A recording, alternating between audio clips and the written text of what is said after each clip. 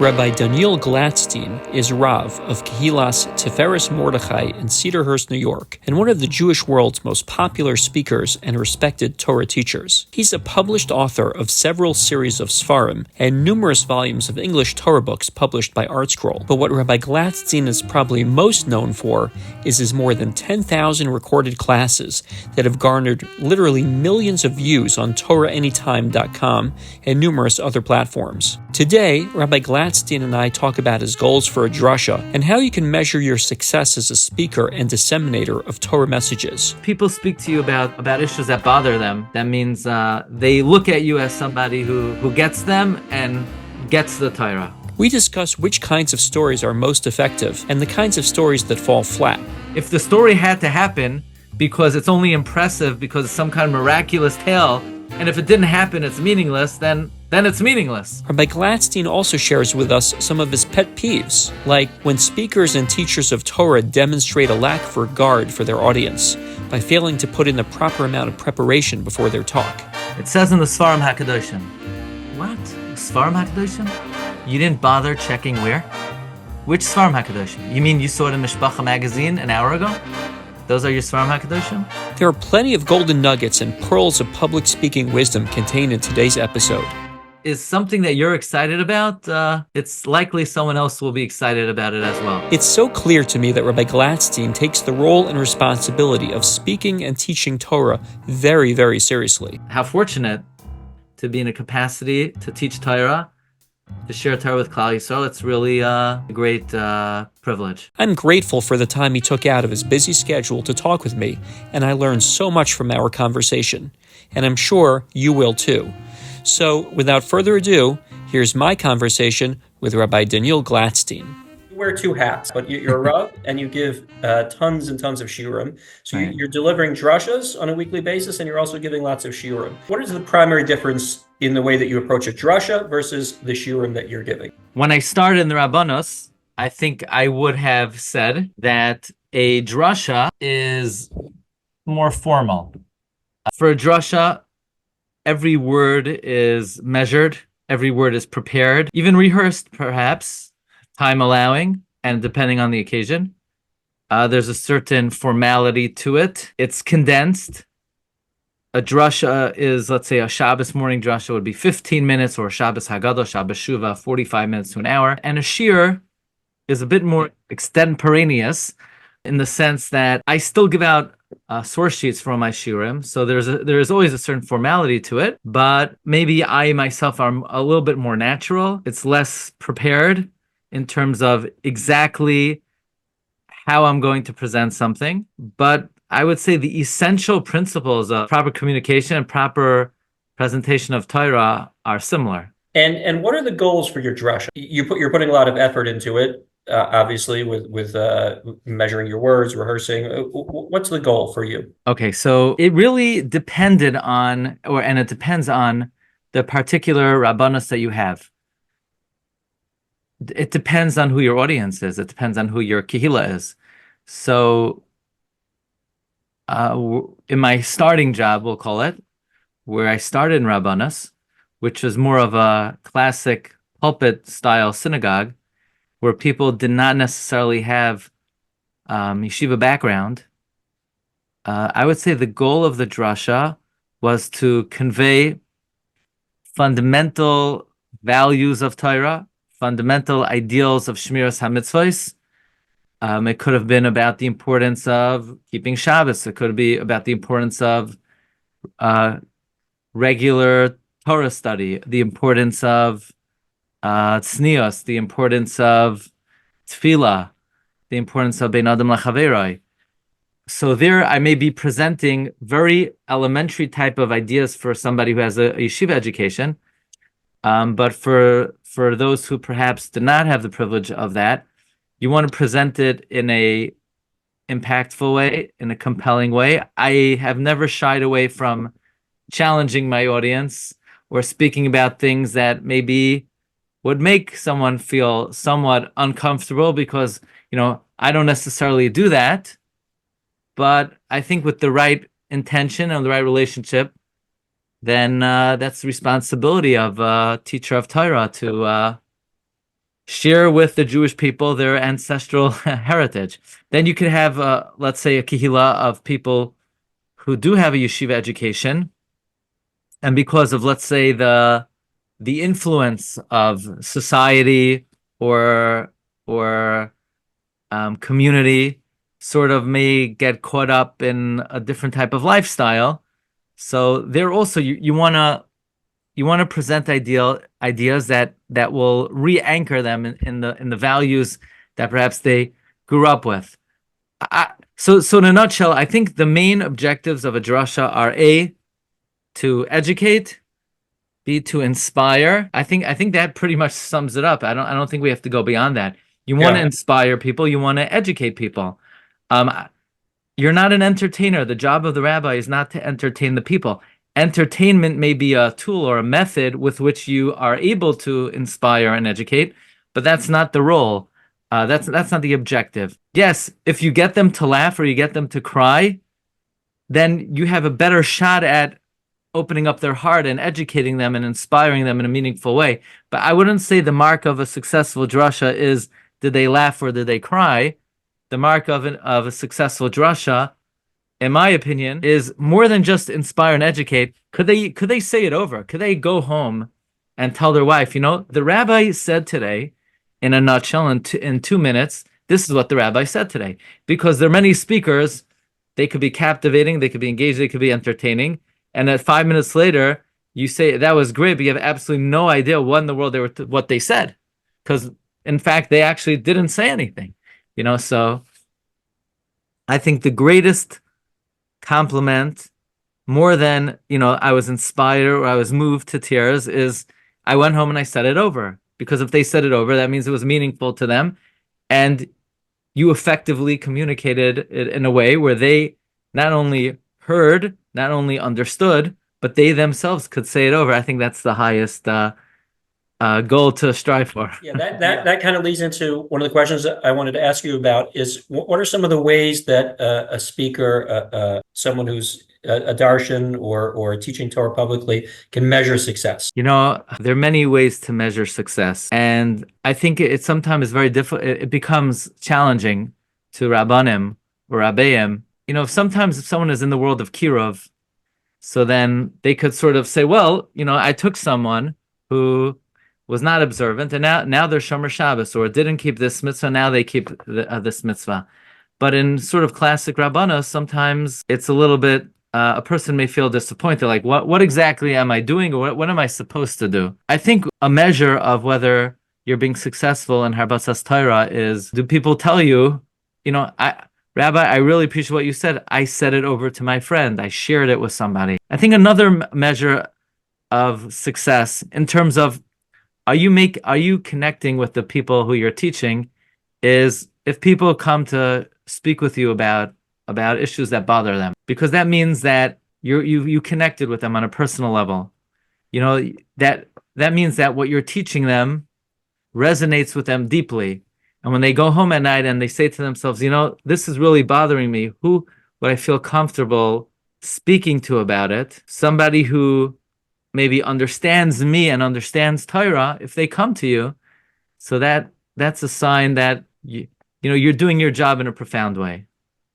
If people start opening up to you. Yeah.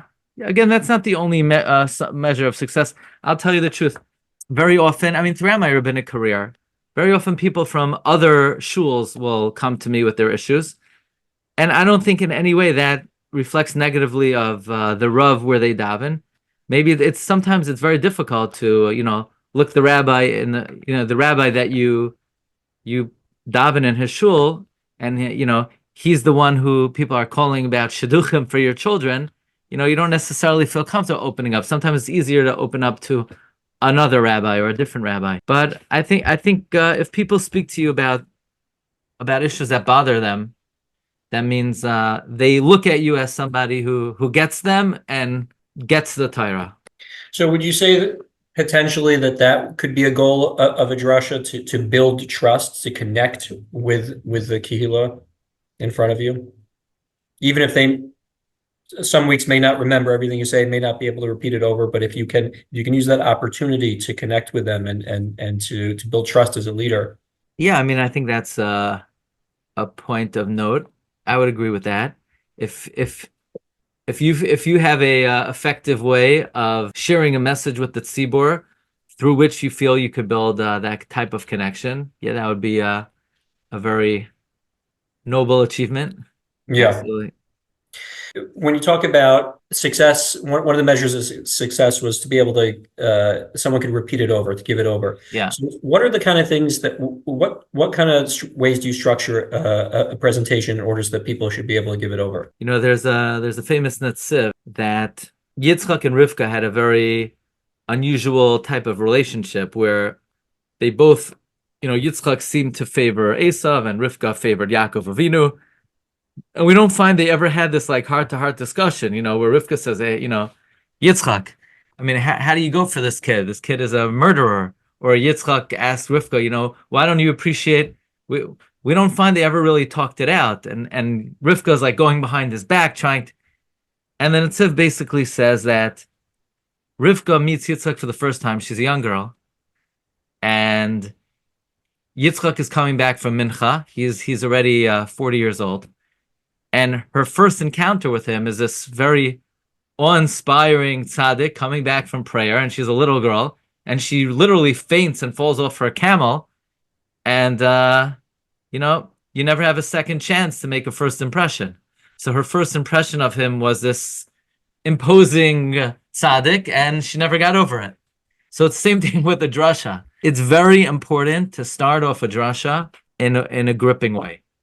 And even if that means leaving till the end of the drasha, this week's Kiddush is sponsored by, Mrs. Sally Weinstein in honor of her great niece's graduation from, elementary school. We thank her.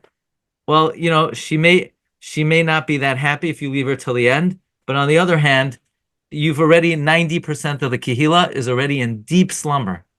So it's important to start off a drasha properly. You want it to be gripping. I always like to say, if you want to destroy a drasha, you start off, it says in this week's parsha, come on. That's how you start off a drasha. Rabbi, you had the whole week to come up with a way to grab my attention. And you're going with it says in this week's parsha. So I think it's important to get off to a fast start. Like, some teams, if they win the coin toss, they're going to take the ball first because, it's all about momentum. So you want to start off in a gripping way. Like, I can't believe it. Like, where's he going with this? Why did he start that way? Even a simple narrative in the Chumash, you could say, in this week's parsha, the Jewish people leave Mitzrayim. They were encamped opposite Baal Tzephon. The Egyptians were, or you could start, did you hear what happened? There was this terrible situation. It seemed hopeless, and with all your descriptions, they don't know until, a few sentences in. You're just describing the Jewish people with their backs up against the wall, and the Mitzrayim are coming, and the sea's on the other side. So, I would have to do a better job on that, but something like that is preferable to just like a regular canned type of beginning. So you want to start in a gripping way. A question always elicits, gets the juices flowing. Especially more of an intellectual type of crowd, they're especially if you present the question in a compelling way, in a way that will bother them. So now they want to hear, what do you have to say? What's the answer to this question? Maybe in one of the other sessions we discussed stories. I think it depends on your crowd. What I've been hearing as of late is that people don't always want to hear stories. They don't want to necessarily, they're not looking for fluff. They want content. They want to be educated. A story that people are sort of scratching the head, really? That happened? I know when I hear a story, so Rav Miller would say, 90% of Gedolim stories never happened. So, and I add, Rav Miller also never even said that, So a story is good if it didn't have to happen. What I mean by that is, if the story is just bringing out a point and it's not relevant whether it happened or not, it's just an illustration, then great. If the story had to happen because it's only impressive because it's some kind of miraculous tale, and if it didn't happen, it's meaningless, then it's meaningless because, then you have to believe that it happened, Personal stories are good. I'll give you an example. This past Shabbos, it was Parshas Boy. I'm only telling you that not to start my drasha that way, just trying to remember. What is this? Traffic and weather on the 8th? Hayoim atem yoitzim b'chodesh Aviv? What is this? A weather report? Take note of the fact that you're leaving the land of Egypt in the spring. Well, why are we getting a weather? And what were the traffic conditions when we were leaving Mitzrayim?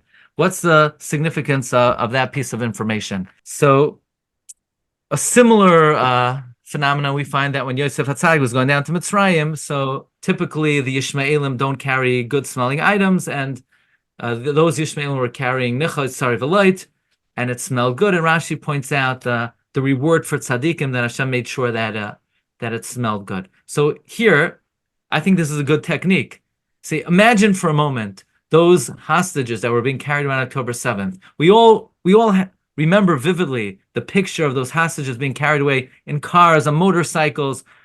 Do you think it would matter to them if their hijackers had a good cologne on or whether they didn't smell good? It was irrelevant. Their lives are coming crashing down. So that's a way of taking a simple narrative in the Chumash that maybe they've heard a million times and they're not, doesn't elicit any interest, and you're sort of using a vivid image that's really in their mind's eye right now and bringing it to life. The point is, and then from Reb Chaim Shmulevitz, that it wasn't the smell per se. Yosef Atzadik, his world is coming crashing down. He's in jeopardy of thinking maybe God is abandoning him, maybe Rosh Hashanah is forsaking him, and the good smell put into a context that Hashem is not forsaking him, Hashem is leading him, Hashem is taking him on the journey. The Rebbe Hashem has a plan for him. So the smell puts into context.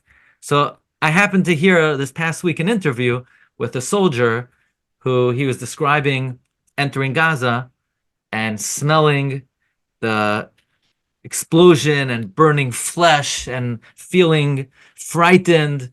And then their tank, all of a sudden, he's enveloped in this otherworldly citrus smell. And they realized that their tank was running over an orchard of lemons, and it was crushing hundreds of lemons, and it produced this citrus smell, and it gave them chizuk, like Yosef Hatzadik going down to Mitzrayim, that the Rebbe Hashem was with them. So that's like a home run type of metaphor, because it's current, it's on people's mind, and it really does bring to life in a very meaningful way what Yosef was going through. And I think it's a very powerful message to people that if you're going through something difficult in life, keep your eyes open sometimes to the small things. It's not that it's going to make things better, but it will put into context that Hashem is with you. So I was happy with that drasha, and I'm my biggest critic. Sometimes you don't the material doesn't come as you would like it, but that was a good example. I think. Yeah, that's wonderful. So let me ask you about some of your influences for speaking. Who you learned from? Were you self-taught? Are there people? I know your grandfather was a Rav. So tell me about where you began your speaking career. Yeah, thank you. It's interesting. By nature, I'm very shy, actually. When I was younger, I was shy and very nervous before I would speak publicly. And it took time to get over that and took time to be comfortable. And I don't think you should ever be completely comfortable. I think it's dangerous to be completely comfortable. I think it's healthy to have some emsa de tzibura, some healthy fear of the public, because then you'll prepare more and can never let your guard down completely. But in terms of influence, you mentioned my grandfather was a Rav. And I don't think I ever had the privilege to hear my grandfather in his heyday, although my father says that he never heard anyone as powerful and dynamic as my grandfather. Definitely my own father was a very big influence in terms of speaking style. My father is not a practicing rabbi, he's a trial attorney. but he's a world-class speaker, and he was a volunteer for Asia Torah Discovery for many years. That he gave the Discovery seminar on college campuses across the country. So that was a very dynamic, passionate, dramatic type of lecture, a type of presentation that really changed people's lives forever. I mean, they had statistics on the Discovery program that, 90% of people who heard the Discovery program who would have considered marrying out of the faith would no longer do so. So it was a very, very powerful type of presentation. So I would say that was a major influence in terms of speaking style, ability, and sort of the image of what a powerful presentation could do to people. The transformative power that a talk could have. Somebody who grew up maybe in a shul, hearing the rabbi get up, with fumbling with a bunch of Sefarim, the Ramban says that the reason why Shimon and Levi killed Dinah is because nobody protested, but there's a morale. And then a few minutes later, you don't really ever think, can you actually change people's lives with a drasha? But when you see presentations like that, you realize that when people give you your attention and you respect their time and you do the proper preparation and you deliver it in an effective manner, you could change lives. In terms of Rabbanim, I would say I have a sort of a gamut of Rabbanim who I've admired or tried to learn from their styles, although their styles may be very different. When I was a Bachar, I used to go to Rav Victor Miller, who was also a very powerful orator. These were the Thursday night shiurim? So the Thursday night shiurim I heard more on tape, but I would go to his shul on Shabbos, and he gave an Ein Yaakov shir before Mincha, similar to the Thursday night shir. So it wasn't a formal pulpit drasha, but it was, I would call it a very formal shir, a transformative type of shir.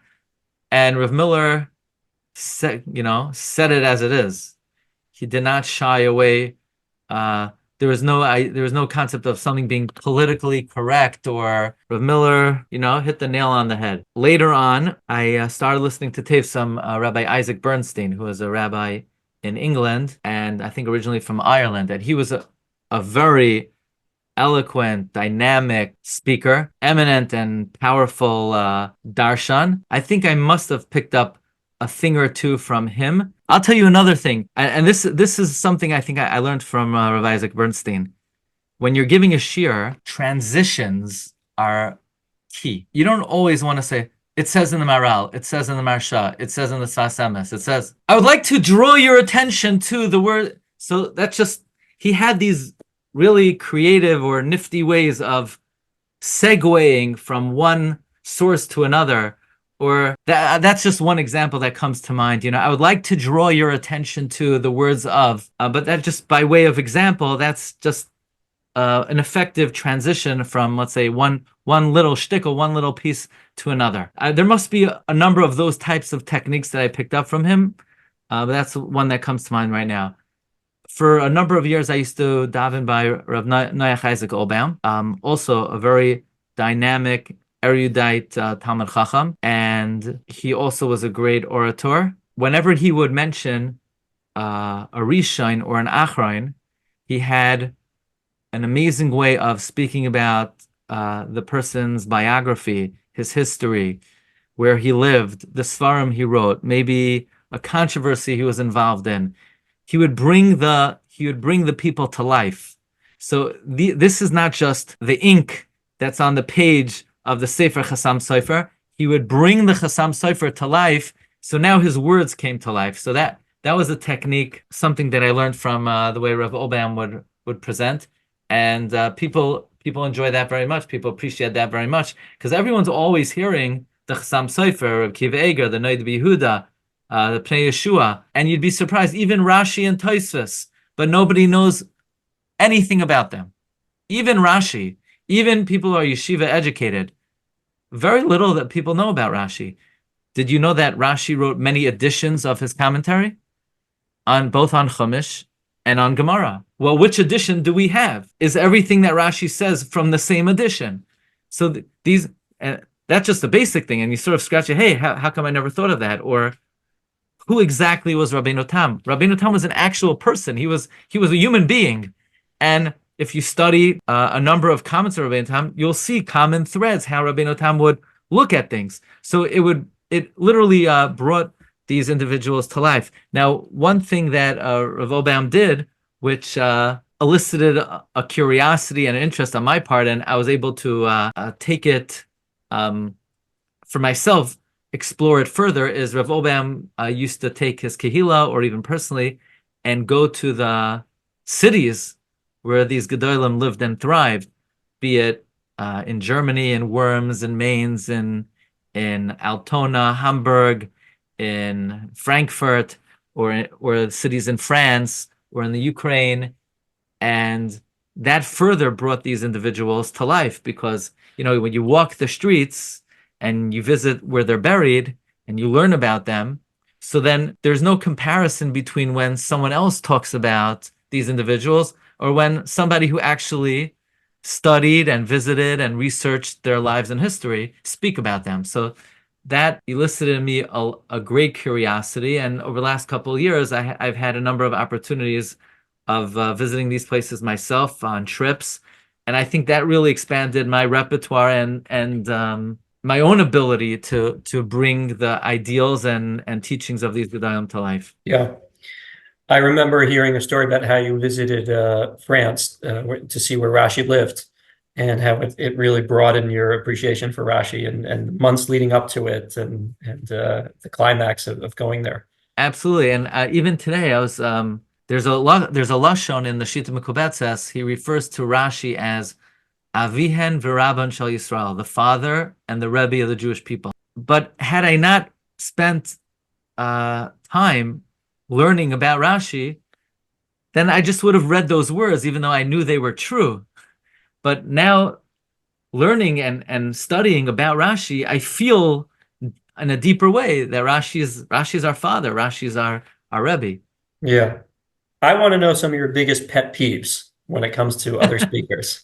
When you see, things that drive you crazy, that you see speakers and public teachers. You ready?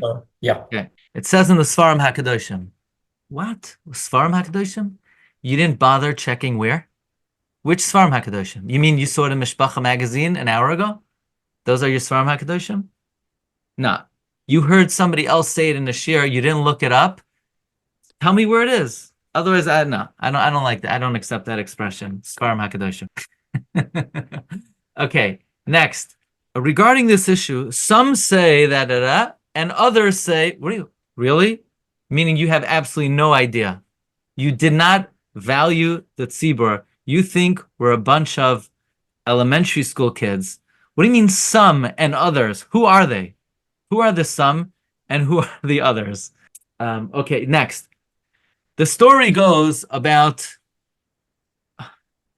it was either the Vilna Gaon or the Chassam Sofer.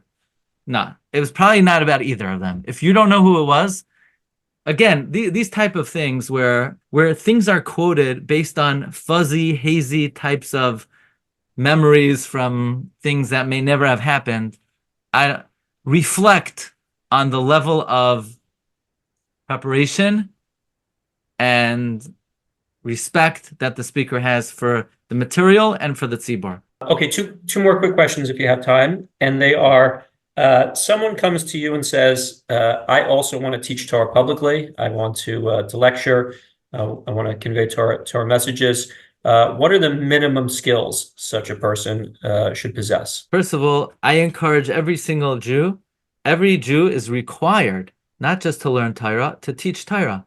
It's a commandment in the Torah. It's a basic command. Every Jew's connection to Torah has to be learning and teaching. That being said, not everyone is ready for the major leagues. So what are the basic skills? Let's say, for example, somebody's teaching Mishnah Berurah. Let's pick an example. Somebody says, "I want to give a Mishnah Berurah share." Okay, so let's determine. A, do you know how to read the words? Do you know how to read the words? Could you read Hebrew? Okay, could you read Hebrew? Could you translate the words? Do you understand the halachic process? Do you understand who the Mechaber is, who the Ramah is, who the Magen Avram is, who the Taz is, who the Gra is, who the Mishnah Berurah is? Otherwise, you can't give a Mishnah Berurah share. You're going to read the Dirshu notes. The Dirshu notes are going to say, even though the Chafetz Chaim says it's Asr, but it says in this journal that came out yesterday that Rabbi so-and-so said it's okay.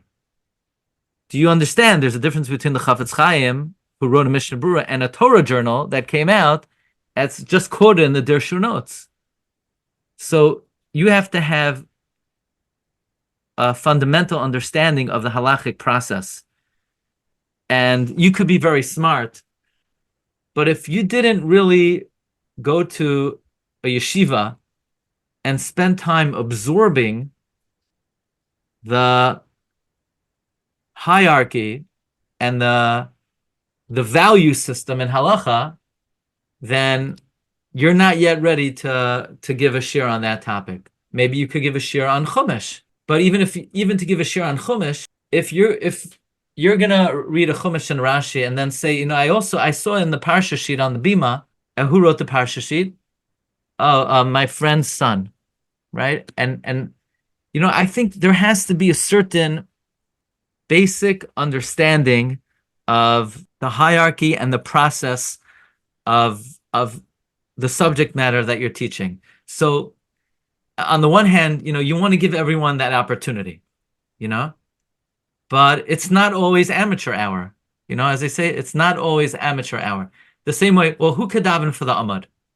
Give the guy a chance, give the kid a chance. We have to balance, give the guy a chance, but at whose expense and what type of situation? So I think a loving and caring Rav will try to give a person the right coaching, maybe, but it has to be balanced. In other words, you want to give people a chance, but you also don't want to do a disservice to the audience. Okay, and the last question that I have is, you teach so many different subjects, and some of them are going to be more interesting, directly relevant to the people that you're teaching, and some of them are going to be very dry, very technical, very esoteric. How do you just barrel through those? Do you try to find some angle with which to engage the audience, your listeners, in those circumstances? What is your approach? I think you'd be surprised at what has an impact on people. So Baruch Hashem, I have a lot of stuff online, and I meet people, they say, "Oh, Rabbi Glatstein, I listened to your shir." Realize I'm thinking, "Oh, what do you listen to? Like my Wednesday night parsha shir?" And they say, no, I listen to your Mishnah Berurah shir. Mishnah Berurah shir. I'm just reading Mishnah Berurah. That's not my big shir. So, like shlach lachmacha pnei amayim, you never know what influences someone or impacts on someone. And a general rule that's is something that you're excited about, it's likely someone else will be excited about it as well. So I think it's very much up to the teacher. If this is a subject that excites the Rebbe, then you have a fighting shot that maybe the Talmidim will be excited. If you're not excited about it, then in all likelihood, neither will the audience. I'm very grateful to Rebbe Shalom to be in this situation. I think I once had a Rebbe who was a Rosh Hashiva, and we were making a siyum on a Masechta. We were in a restaurant, actually. Somebody asked him, what do you do? He said, I'm a Melamed, which you wouldn't expect to hear from a Rosh Hashiva that he's a Melamed. But really, that's the most noble occupation. That's the occupation of Hashem. Hashem is Melamed Torah La'ama Yisrael. So, sometimes you have to remind yourself that how fortunate, for those who have the zechus to be in a capacity to teach Torah, to share Torah with Klal Yisrael. It's really a great privilege, and Hashem should give all the aspiring and current Rabbanim the wherewithal and the chizuk to be able to carry out their job ad 120 shana. Amen. You can connect with Rabbi Glatstein at rabbidg.com, where you can subscribe to his newsletter and join his WhatsApp groups for his classes. You've been listening to The Maggid Method, and I'm Daniel Steinberg. There's a secret the great public speakers know. Did you know there's a method for cutting straight through to an audience's heart, grabbing their attention and holding it, and making a memorable impact with your presentation? The best speakers in the world utilize it, and now you can too, every time you get up to speak. Download your free Maggid Method of Public Speaking template at maggidmethod.com, maggidmethod.com. The Maggid Method will teach you how to find your authentic voice, craft meaningful presentations, manage people's attention, and build unbreakable bonds with your audience. Go to maggidmethod.com and download your free copy now.